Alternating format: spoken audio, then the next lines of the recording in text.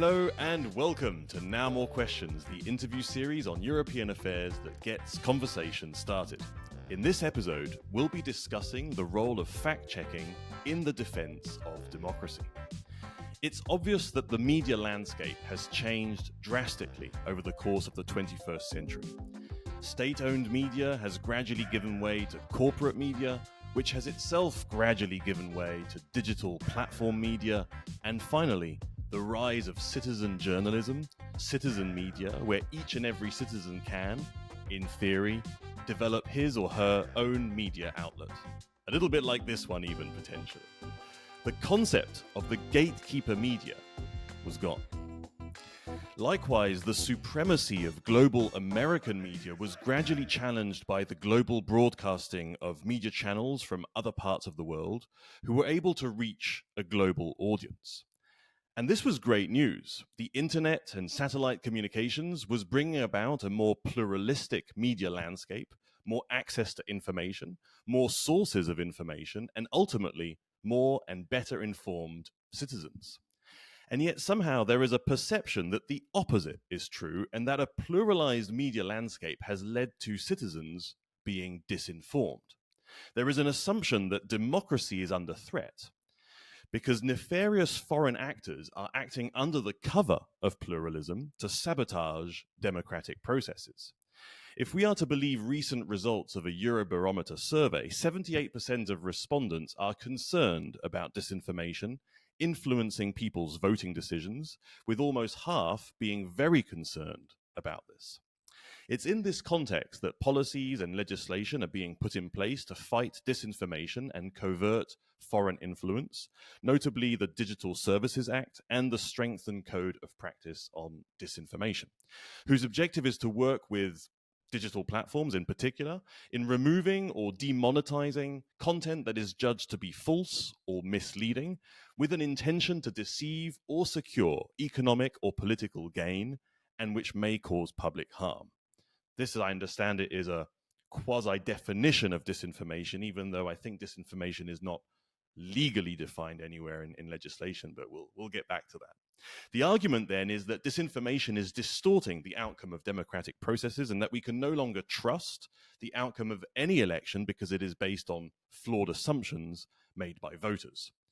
We say the first casualty of war is truth. It seems like the first casualty of pluralized media is facts. And that's where fact-checking comes in. And to discuss this, I am joined by Vincent Couronne. Vincent is the co-founder and director of Les Surligneurs, a legal fact-checking media outlet in France.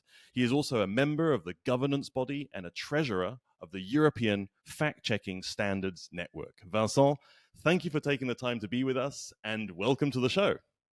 Thank you, Jean-Paul. So in the tradition of Now More Questions, we kick off the interview with a question from the previous speaker. That was Mel Slater, coordinator of the European Metaverse Research Network, who was interviewed on the topic of the virtual worlds. Using 2D, like the current existing web, and using artificial intelligence, we can create scenarios that don't exist. For example, it's possible to show a politician acting out some very nefarious activities which can put people off ever voting for them. We can show, for example, the current president of America engaging in activities that the QAnon conspiracy theories says that he engages in, and so on. And this can have a big effect on people. Now imagine putting people directly in the same space where that is happening, where while the virtual current president of America is engaging in these activities, he looks up at you. Remember, he's in the same space. He looks up at you and says, "Hey, why don't you join me?" Or says some other comment, makes a comment about you or whatever. This is like hundreds of times more powerful. So my question is, how can we have a democracy when it's quite possible that these systems can be used to break the connection that people have with each other, that at least we all share the same reality? So already online, we don't share the same reality. You know, there's like factions where people can't even talk to each other. How about in virtual reality? Remember, this spills over into physical reality. How about the situation where there's no shared sense of what reality is? To have democracy depends on this shared system of reality. Again, to quote the historian Yuval Harari, without shared reality, there's no democracy. How is this going to be stopped? How can this be overcome? Well, it's a very interesting question because I wouldn't say that we've been working on it for a long time now, but for sure, the EU institutions have been working on it with the AI Act, for example. I think that's to prevent or to imagine a world where virtual reality would not be used to alter elections and democracies, and I think we need to use regulation basically, because innovation is an unruly horse. I mean, you cannot stop innovation, and that's good. I mean, it's a great thing. We just have to build a space, a political space, a democratic space where regulation help innovation not to do bad things, but good things. So we cannot let private companies rule this world through virtual reality. We cannot let foreign governments use virtual reality and AI to alter elections and campaigns. So we have to make sure that when in the virtual world or virtual reality, there is an AI built video or system, it is understood for everyone that it has been made by AI artificially. We also have to make sure that this virtual reality does not go too much into the political sphere, and it's not used too much for political sphere, but could be used by citizens for engagement, commitments towards democracy, to build new solutions, new democratic solutions to help to have more engagement by the public. Basically, something that the social media promised to bring to the people. More horizontal pluralism between everyone, which never really happened, because very quickly, all these systems, all the social media, have made it possible for the strongest and those who speak the loudest to take power over the others. And this is not democratic. And so we have to make sure that in the virtual world, we don't make the same mistake that we made with social media. We shouldn't let this verticality of take power. So I think it's interesting that you say that virtual worlds should not be used for kind of political purposes, because you do see that political discourse has to be protected somehow, and that some techniques, technologies, media may actually be damaging to political discourse, to democracy, and this is really what we're talking about with you as well in terms of the fact-checking side of things. I just wonder, in the historical context, right? We're talking about fact-checking, but this is something relatively recent. In the past, I would say that there was indeed, some gatekeeper media, and that's where you got your news from. So the idea that you would be able to challenge those news was very difficult. Now, with more media outlets, obviously that's much more complicated. Do you see fact-checking as an evolution of that? So it's the kind of evolution of that gatekeeper media role? Or do you see it rather as a kind of next stage, in a way, of excellence in journalism? How would you view fact-checking in that evolution, in that historical context? Well, if it is possible, I would say both, actually, because fact-checking was created and emerged because of this new information market. The way that news is spread today, because of not only because of social media. They are not the only responsible here, obviously. Human beings are, to be clear, but also news channel on TV, which spread everywhere. We can see that in the US, in France, in many countries in Europe, and in the world. So because of this new news market, informational market, we had to organize to change the way journalism is made to respond to the spread of misinformation and disinformation. So fact-checking is clearly a consequence of that. It's a response to this news market. But also, by doing this, and because we fight disinformation where people have very strong beliefs, when you fight disinformation, you fight different visions people have on facts. People have sometimes so strong beliefs that it's very hard to tell them this is not a fact, this is just a belief. And we have to convince you that what you think is not the truth. So to do that, we had to improve our ethics, the way we work, the sources we use. And that's why we have an international code of ethics, especially for fact-checking.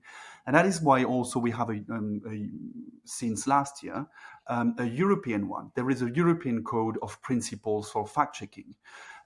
So these two codes, international and European, they tried to improve the way fact-checking is made and to bring it to the highest standards as possible. But these high standards are nothing else than journalism standards, the way that good journalism should be made. And so what's happening for a few years now is that all these fact-checkers who have been trained with these very high standards for fact-checking and sources and investigation, they move to other departments in media outlets. They work on political investigation, in science investigation, and other things.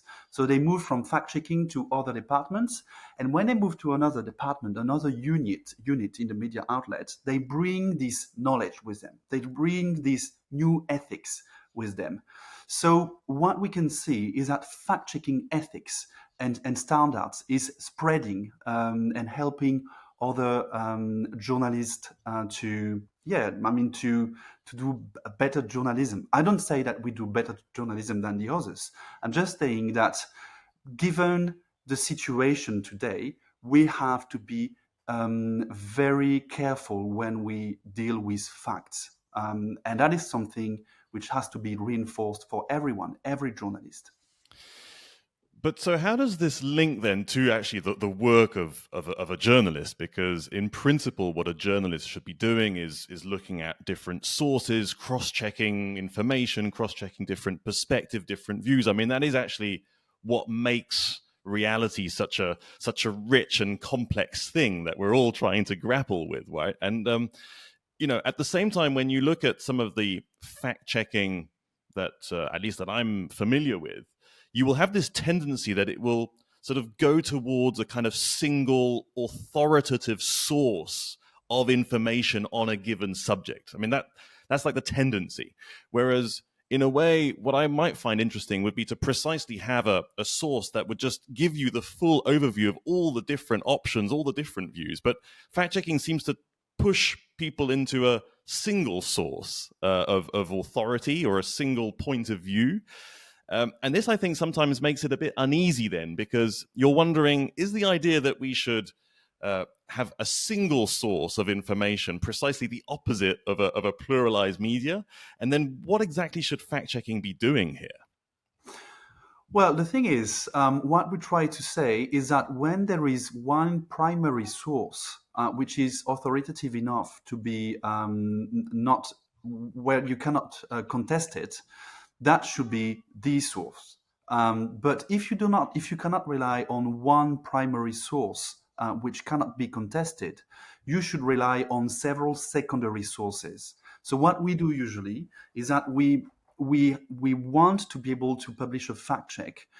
We want to be able to rely on a primary source, and that is very important for us. We do not ask stakeholders or people we interview, what do you think of this? And we try to find a pro and a con. We don't do that. We try to find a primary source where everyone could agree that it is the truth. I mean, that's the fact. So that is what we try to do. Whereas there had been a tendency in journalism to rely on secondary sources usually. So because you rely on secondary sources, you cannot verify by yourself the fact. So you have to rely on indirect witnesses, for example. So you have to ask 2, 3, 4 of them to make a fact in the end. But that is not the way we work. The way we work is find a primary source. And if you cannot find it, find enough secondary sources which will be able to have the same level of certainty than the primary source in the end. If you cannot do that, don't publish a fact check because you don't have a fact. Okay, and then so that then brings us back to elements around governance and where do you find a primary source as you mention it? I mean, again, there might be ways of contesting that if you have a feeling that this primary source is actually not as legitimate as you might want it to be, but I guess then that's not for fact checkers. That's for a political system to decide on whether or not this primary source is functioning as it should.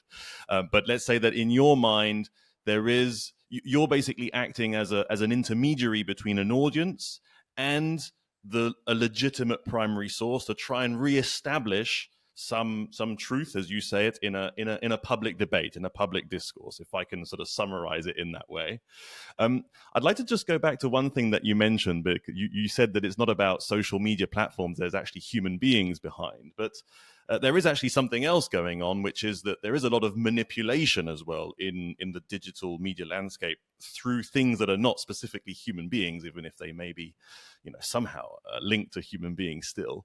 And then also the development of things like artificial intelligence. At this crossroads, do you see that fact-checking will potentially be developed then by artificial intelligence processes, that this is something that will be done without human beings, essentially? I mean, do you see this development in your ethics? Is there any questions around that?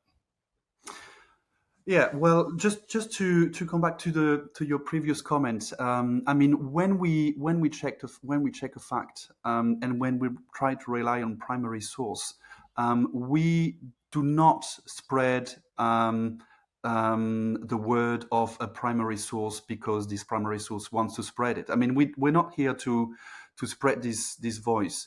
What we try to do, for example, if you want to prove that the video filming a demonstration is true, well, a primary source would be was there a journalist in the demonstration who can witness that this demonstration or this fact took place on that precise date and with that kind of people and other things.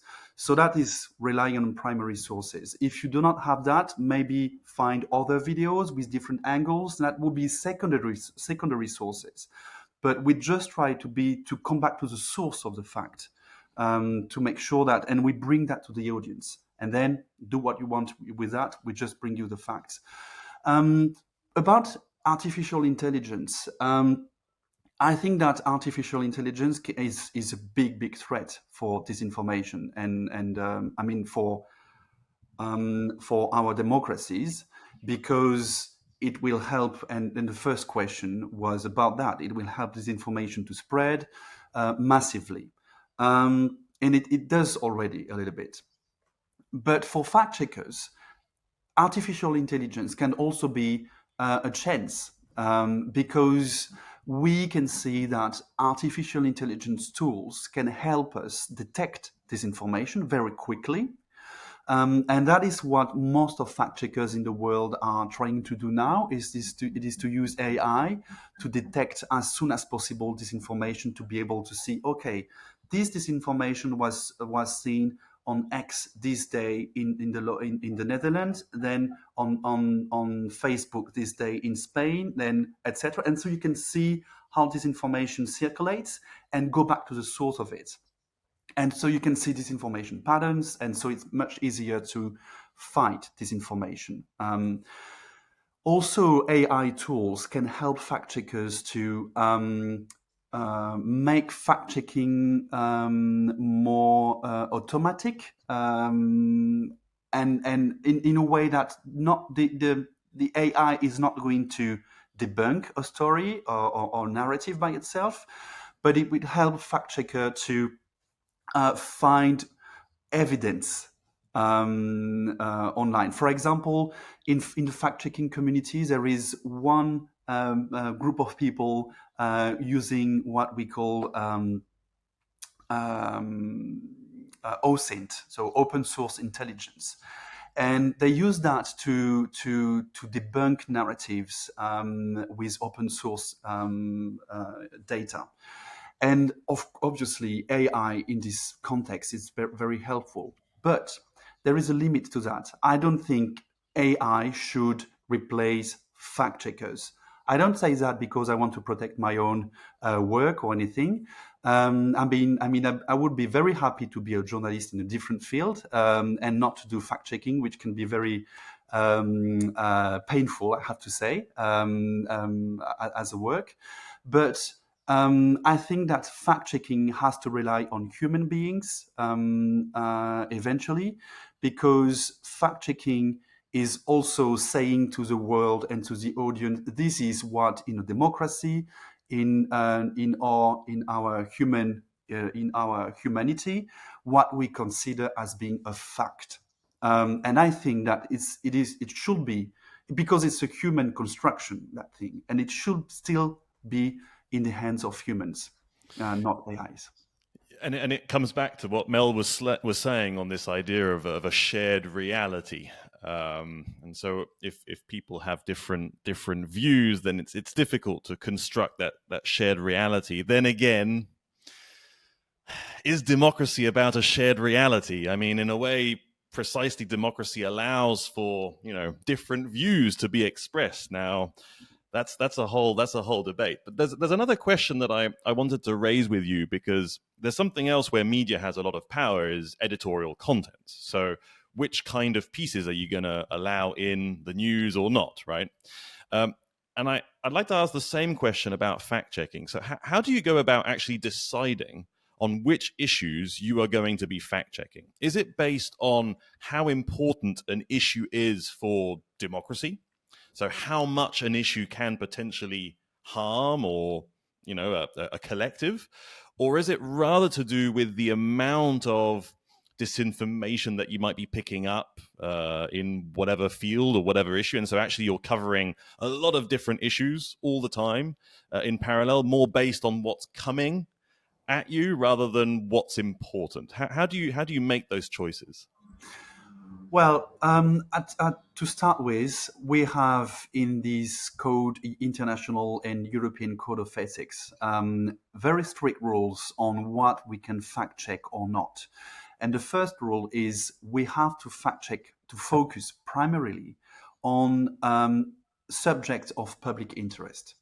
That's the first thing. We do not fact check if I don't know, a TV star or something did this or did not. I mean, that's, maybe we can, but it's not the primary and the main focus we have.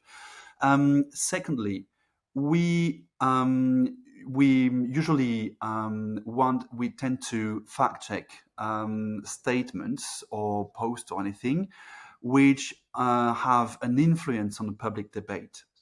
So it either has to be shared widely. This information has a huge impact on a certain community, not on all the audience, but a certain community maybe sometimes.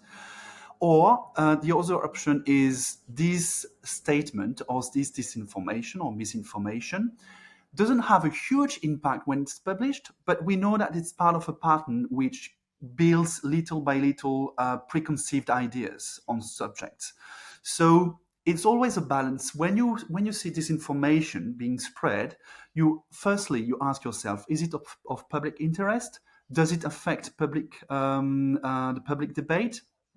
And then, is it widely shared, or is it part of a public preconceived idea that we want to fight? Because preconceived ideas, they affect public debate. Okay. I understand. So there is a process through which you will be choosing what to fact check on, but then there is a link then between the kind of primary sources that you can get and the kind of issues that you will be discussing. Because if you're really discussing issues of public interest, you will then probably have for each of those issues some kind of a primary source in a democracy that should be legitimate. Then comes the issue of trust, because that's actually something in the background of this whole discussion is, do we trust our institutions? Do we trust our processes? And in a democracy, to some extent, I had a previous guest on the show who was saying actually our role as citizens is to scrutinize authority and not necessarily to trust it. So that also comes to have a healthy public debate, right? This idea of scrutiny. And you're somehow in the middle of that. In theory, you're providing tools to be able to scrutinize better. But we have this issue of trust, and I always wonder. We say a lot that disinformation, leads to less trust in our processes and in our electoral outcomes and all this kind of thing. But how can we actually really measure that? I mean, do you really think that disinformation has an effect on democratic processes in the end? Do you think it has an effect on the loss of trust? And how would you measure that? So how do we know when it's had an effect or not? Because democracy, as any political scientist will tell you, is a pretty complex thing. I mean, a vote is pretty complex. And there's a lot of things that go into a vote, not just a piece of disinformation. So how do you actually measure? How does it go across the line? Do you know what I mean? I completely see what you mean, because it's one of the questions we have since we started fact-checking, how to measure our impact. First of all, I mean, the question you ask is also about who fact-checks the fact-checkers, who controls the fact-checkers. Well, we are also under scrutiny. We are scrutinized ourselves too by auditors. If we are signatories of this international and European Code of Ethics, we are audited every year. So the process I described to you is not just something I describe that we do. I mean, we actually do it. That's the way we work. And if an auditor, independent and external auditor, finds out that we don't do that, we lose our certification. We're not considered anymore as signatory of this European code. And the other thing is that the audience scrutinizes us as well, because one of the principles when we sign this code of ethics is that we have to make sure that the public can ask us and contest our findings in our fact checks and write to us, and we have to answer them. That's an obligation. And if we do not do that, and if we don't take into account a dissenting opinion or a dissenting fact that was brought by the audience, they can appeal before this European body and to complain, and we can lose our certification. So it's controlled also, and scrutinized also by the public, our work. And that's part also, I like the fact that you link this to the impact on democracy, because I think that is part of the trust, the trust that the audience has towards the journalist. We can see that the trust towards fact-checker is higher than towards regular journalists. Why? Because of this relationship we have with the audience. When they ask us on Twitter or on Facebook or on Instagram, when they say, we contest your finding because you made a mistake in this reasoning, we have to answer them. And we have to give them a reasoned, based on fact answer. And if we made a mistake, we have to say it. And about the overall impact, there is clearly no way today to measure it. We have some clues. We have the trust in the media outlets is one of the indicators. We have one of the KPIs, if you want. We have, but also the turnover in the democratic elections. But it's very hard to find a link between our work and this outcome. So, but what I think, and what I think we all think as fact checkers, is that what if we didn't do this? What would be the counterfactual situation if fact checkers did not exist? It's very hard to say, but I'm pretty sure that the situation would be even worse in terms of spread of disinformation. So we do this, and we know that we have an impact. We do not know clearly what is the impact, but I think I would be very uncomfortable living without doing fact checking and knowing that I can do something. So that's what we do until maybe someone finds the way to measure the impact.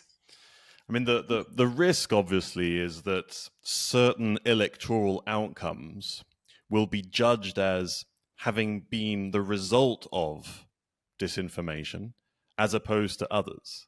You know, I mean, this is a big risk because it means that whoever gets elected starts as illegitimate. And this is very complicated in a democracy. And I mean, we saw that example very much, I think, with the election of Donald Trump. Donald Trump started his mandate in an illegitimate manner. I mean, surely this is terrible for a democracy to have a democratically elected figure illegitimate from the get-go. And this is very different in other elections. For instance, I don't know, I'll just take as we're both French, or at least I'm half French, but you know, with the election of Emmanuel Macron, you won't get this argument that he was elected on the basis of disinformation. He was not illegitimate from the get-go. He could have been. I mean, it was the same processes trying to influence the elections. There was probably a lot of disinformation going on in the run-up, and you know, just in the same as it was with Donald Trump, because these processes are always ongoing. But, you know, you get one election that is perceived as being illegitimate and the other not illegitimate. And so when you start to judge democracy in that way, I think this really goes to the core of our trust precisely in democracy. Now, I know this goes a little bit beyond fact-checking, but do you see that risk that certain elections will be perceived as illegitimate because of disinformation and others not? I'm completely. I mean, you talk about Trump, but look at Brexit. There was an inquiry committee at the House of Commons who find out that the Brexit campaign was, I mean, full of disinformation and manipulation, and that it may have, they don't say it had because it's very difficult to say, it may have changed the outcome of the referendum. I mean, and look at today, the way the British consider the referendum and their position towards the EU. I mean, I don't say that the referendum should have been different. I mean, that's a sovereign decision by the British people. But what I'm saying is that we, as fact checkers, we're not here to say this is a good election or this is a bad election. We are here to bring facts to the audience. And then the audience uses the fact to, I mean, change policy or change a government or vote in different ways. But we're just here to bring facts. That's the role of a journalist. We don't do politics here. We just say, this is a fact, deal with it. And that's all. So, of course, I mean, that can make a difference between a legitimate or what can people consider as a legitimate election and not non-legitimate election. But it's not up to us to draw the consequence of that. That's a different role. We are here to bring facts to the audience so that they can vote accordingly. I see what you mean, and at the same time, I would argue that it would also be interesting to have even if you say it's on the fringe of this fact, it would, I think, still be interesting to display other points of view that are out there, especially points of view that are sometimes coming from, very legitimate sources, actually. I mean, typically in a debate that involves, different fields of science, for instance. I mean, I can think of maybe climate change or the spread of a virus, issues like that. There are a lot of things going on in science, and it's very difficult to point to a primary source, a single primary source in things like this. And I think it would still be interesting to say, well, certain scientists actually argue this, other scientists argue that, a majority view, so to have a kind of maybe less fact checking, but more sort of, displaying different points of view as well, especially when they're legitimate, not any kind of point of view, but, sort of a legitimate view. Anyway, I just think it would be interesting to construct that in such a way, because I think part of the issue with this trust is that people are actually trying to move away from a single source, and I think that is the way of the world with all this access to so many different media outlets, so many different perspectives, the ability also for each and every one of us to voice our views.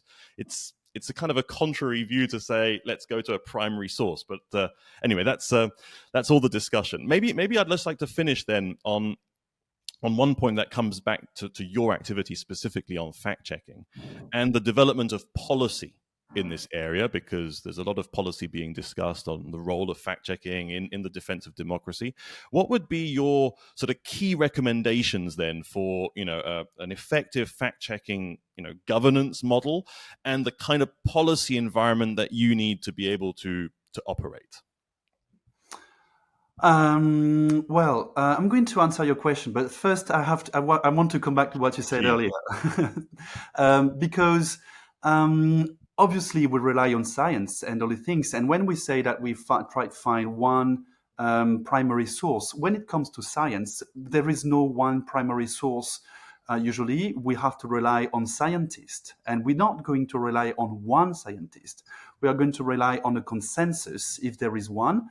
And if the consensus is not contestable, if you cannot contest the consensus, you're not going to contest it. But if some scientists contest and challenge the consensus, we cannot silence them. We have to talk about them, and we have to say, this is a consensus, this is a dissenting opinion in this.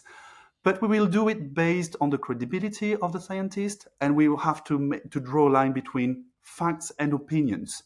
So, I mean, we verify all that. And during COVID, for example, during COVID-19 crisis, fact checkers tend to, what they did is that they really draw a line between these consensus in science, what we do not know yet, and about vaccines, there were a lot of things we didn't know yet, and they just brought the information and the facts about that.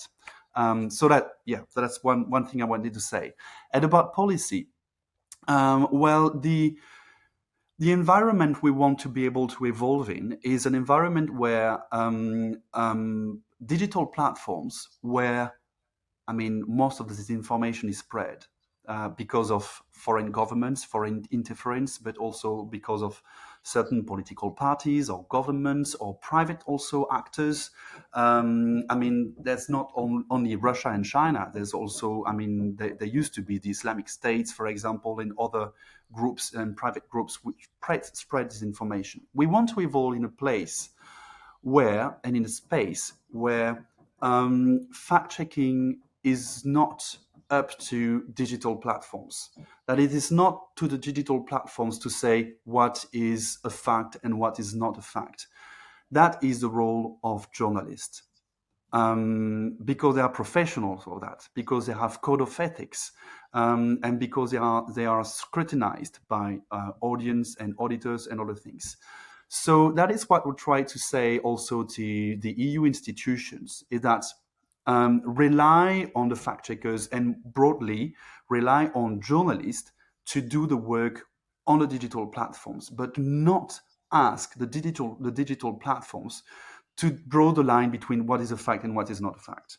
That is what we ask. And I think we've been heard by the European Commission and also by the Parliament and the Council, because the DSA, the Digital Services Act, and the Code of Practice on Disinformation, and especially the Code of Practice, mentions that it is up to the fact checkers to say to the platforms what is a fact and what is not. And the platforms have to take that into account.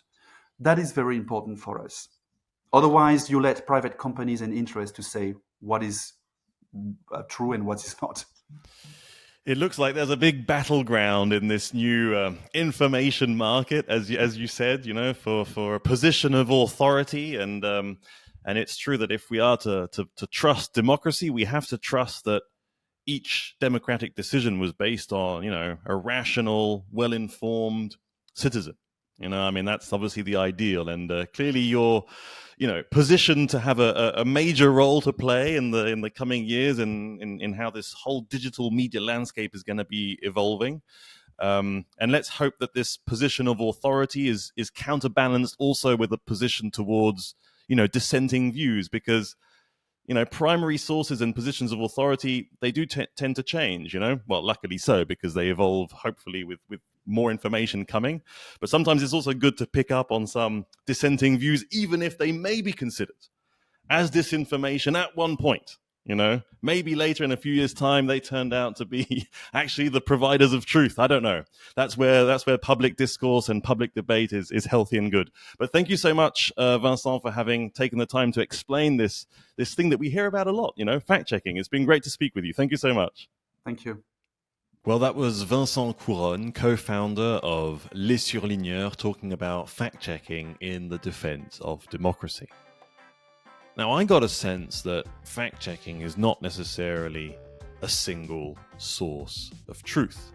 It's part of a complex picture where the information market is being challenged all over the place. What used to be a single media is now a plethora of all sorts of different media outlets and channels and citizen outlets and channels, but also centralized tools like digital platforms that are organizing this chaos. And so fact-checking is a part of this. Now, as consumers with an interest, as consumers who are making a decision in their public or private lives on various issues based on the information available in this chaotic and yet organized information market, fact-checking is just one tool. Maybe it's a tool that can be used when one doesn't have a lot of knowledge about an issue. Or maybe it's a tool that can be used to get a sense of what are the main points of view, main facts being reported by a certain number of legitimate, authoritative institutions on a given topic. This may be relevant. This should not prevent you, also, if it's not specifically mentioned in a fact-checking article, to look beyond the fact-checking article. I did not get a sense from Vincent that fact-checking is an end in itself. It's meant to be a help to go further, to delve deeper into issues, into topics, to get a better understanding of various issues and topics. So, what do you think? Do you think fact-checking is a good basis for our defense of democracy? Do you think fact-checking still has to evolve, to improve? I'd be curious to hear your views. Let us know in the comments.